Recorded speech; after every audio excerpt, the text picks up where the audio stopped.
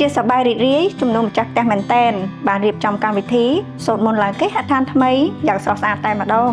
សំខាន់គាត់ពូកែជ្រើសរើសផ្ទះមែនតែនគាត់ថាមើលផ្ទះនេះហើយពេញចិត្តគាត់តែម្ដង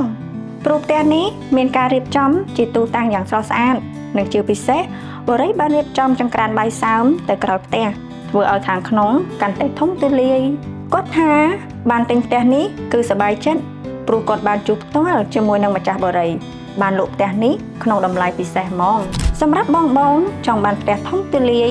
បានរៀបចំយ៉ាងស្រស់ស្អាតបរិយហេងហៀងស៊ីធីមានចំនួនផ្ទះ2ទៀតហើយជាពិសេសគឺជាផ្ទះ VIP ដែលមានផ្ទៃដីធំតម្លៃក៏ល្អដែរបងហើយមកទស្សនាផ្ទះគំរូពិតនៅក្នុងខែនេះគ្រប់អតិថិជនទាំងអស់នឹងទទួលបានកាដូអនុស្សាវរីយ៍ជាច្រើនគ្រាន់តែមកទស្សនាគម្រោងក៏មានឱកាសឈ្នះ